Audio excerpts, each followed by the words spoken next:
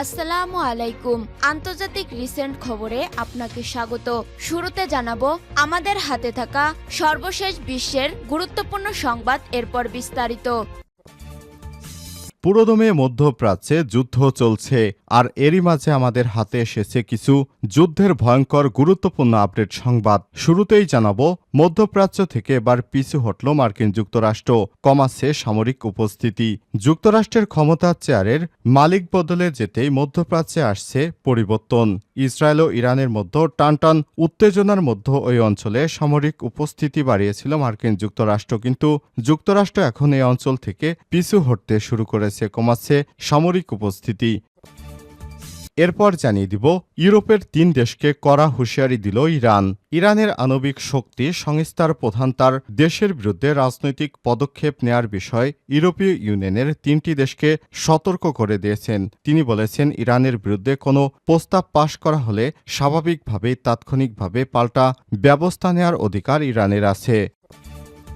এবারে জানাবো অভিযানে নামছে পাকিস্তানের সেনাবাহিনী, নির্মূল করা হবে যাদের। পাকিস্তানের দক্ষিণ পশ্চিম বেলুচিস্তান প্রদেশে বিচ্ছিন্নতাবাদী বিদ্রোহীদের বিরুদ্ধে একটি নতুন সামরিক অভিযান চালানোর পরিকল্পনা করছে পাকিস্তান। এ অঞ্চলটি চীনের গুরুত্বপূর্ণ বেল্ট অ্যান্ড রোড প্রকল্পগুলোর কেন্দ্রবিন্দু। তবে এই পরিকল্পনা চীনের সঙ্গে যৌথভাবে বাস্তবায়িত হবে কিনা তা তাৎক্ষণিকভাবে স্পষ্ট নয়, খবর রয়টার্সের।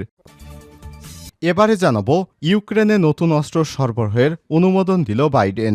ইউক্রেনকে অ্যান্টি পার্সোনাল ল্যান্ড মাইন সরবরাহের অনুমোদন দিয়েছে যুক্তরাষ্ট্রের প্রেসিডেন্ট জো বাইডেন। এই মার্কিন নতুন অস্ত্র ইউক্রেনের পূর্বাঞ্চলে রাশিয়ার অগ্রগতি ধীর করতে সহায়তা করতে পারে, আজ এক মার্কিন কর্মকর্তা বিষয়টি নিশ্চিত করেছেন।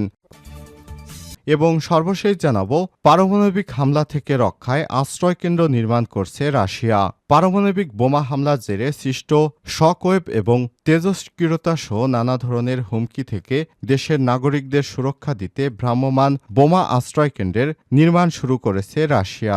আজ এক প্রতিবেদনে সব তথ্য জানায় বার্তা সংস্থা রয়টার্স। পারমাণবিক বোমা হামলার জেরে সৃষ্ট রুশ জরুরি বিষয়ক মন্ত্রণালয়ের গবেষণা ইনস্টিটিউট জানিয়েছে আশ্রয়কেন্দ্রটির নাম QEBM।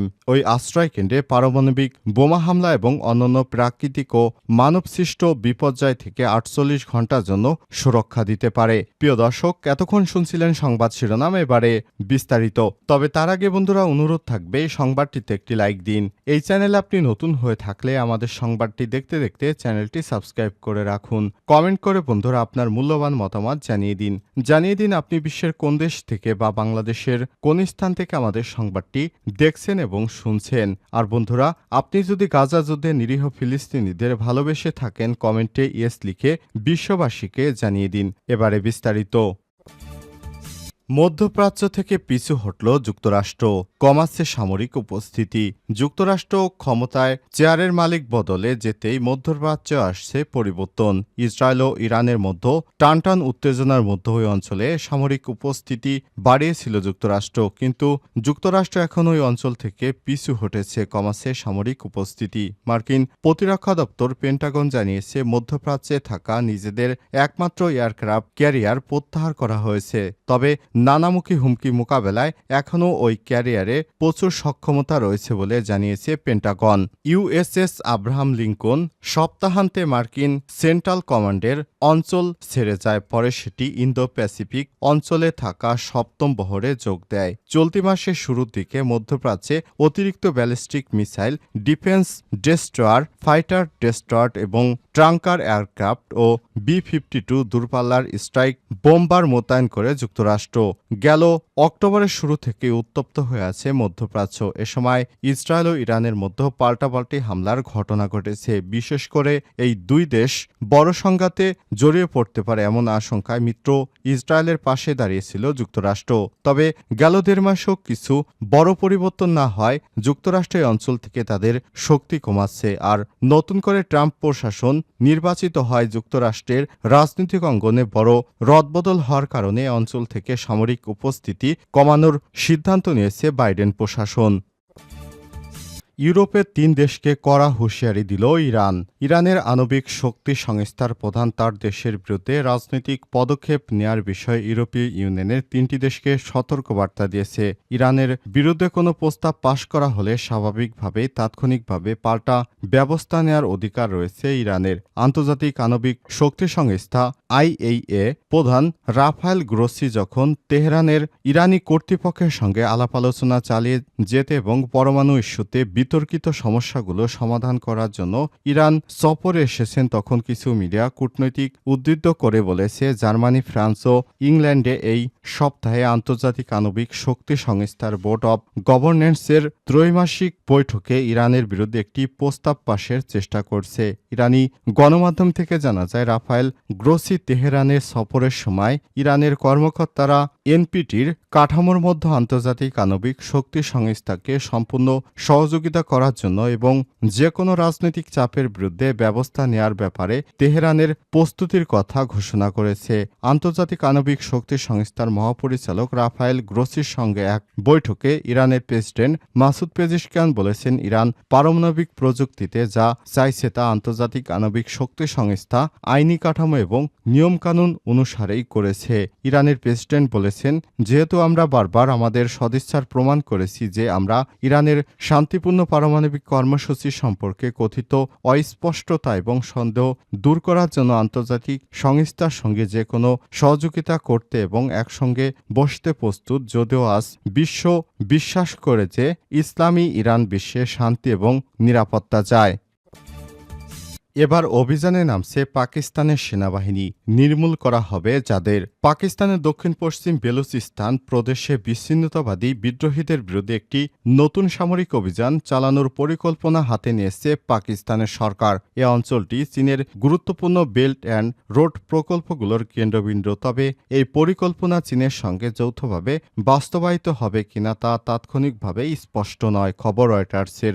গত কয়েক মাসে পাকিস্তানে চীনা নাগরিকদের লক্ষ্য করে একাধিক প্রাণঘাতী হামলার জেরে তাদের নিরাপত্তা নিশ্চিতে যৌথ প্রচেষ্টার অংশ নেয়ার জন্য চাপ দিচ্ছে বেইজিং। মঙ্গলবার 19 নভেম্বর পাকিস্তানের যৌথ সন্ত্রাস বিরোধী মহড়ার পরিকল্পনার কথা প্রকাশ করেছে চীন। মঙ্গলবার দেশের বেসামরিক এবং সামরিক নেতাদের নিয়ে একটি বৈঠক করেছে পাকিস্তানের প্রধানমন্ত্রী শেহবাজ শরীফ। সেখানে সমন্বিত এই অভিযান চালানোর অনুমোদন দেওয়া হয়েছে বলে তার কার্যালয়ের এক বিবৃতিতে জানানো হয়েছে। তবে বিবৃতিতে এই অভিযান শুধু পদাতিক বাহিনীর মধ্যে সীমাবদ্ধ থাকবে নাকি বিমান বাহিনীকেও রাখা হবে সেটা বলা হয়নি। এছাড়াও চীনের অসন্তোষের কারণে এমন অভিযানে নামা হচ্ছে কিনা সেটাও বলেনি। এ বিষয়ে পাকিস্তানের তথ্য মন্ত্রণালয় এবং সামরিক বাহিনীর কাছে বিস্তারিত জানতে চাওয়া হলে তাৎক্ষণিকভাবে তারা কোনো জবাব দেয়নি। বেলুচিস্তান প্রদেশের কয়েক দশক ধরে একটি পৃথক রাষ্ট্র প্রতিষ্ঠার লড়াই করছে BLA এবং অন্যান্য সশস্ত্র গোষ্ঠীগুলো।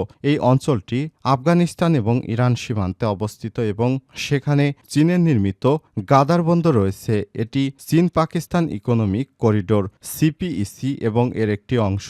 প্রেসিডেন্ট শি জিনপিং এর বেল্ট অ্যান্ড রোড ইনিশিয়েটিভের আওতায় $65 বিলিয়ন একটি বিনিয়োগ প্রকল্প। এই প্রকল্পের লক্ষ্য হল সড়ক, রেল ও সমুদ্রপথে চীনের বৈশ্বিক প্রভাব বিস্তার করা। ইউক্রেনে নতুন অস্ত্র সরবরাহের অনুমোদন দিল বাইডেন।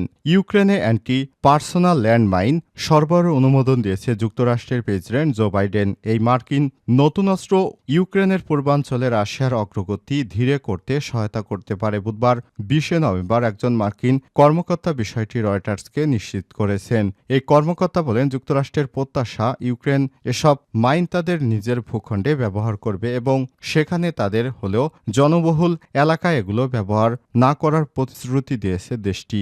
এই খবর প্রথম প্রকাশ করে ওয়াশিংটন পোস্ট। এ বিষয়ে ইউক্রেনের প্রেসিডেন্ট ভলোদিমির জেলেনস্কির অফিস, ইউক্রেনের প্রতিরক্ষা মন্ত্রণালয়, রাশিয়ার প্রতিরক্ষা মন্ত্রণালয় এবং ক্রেমলিন রয়টার্সের মন্তব্যের অনুরোধের তাৎক্ষণিকভাবে সাড়া দেয়নি।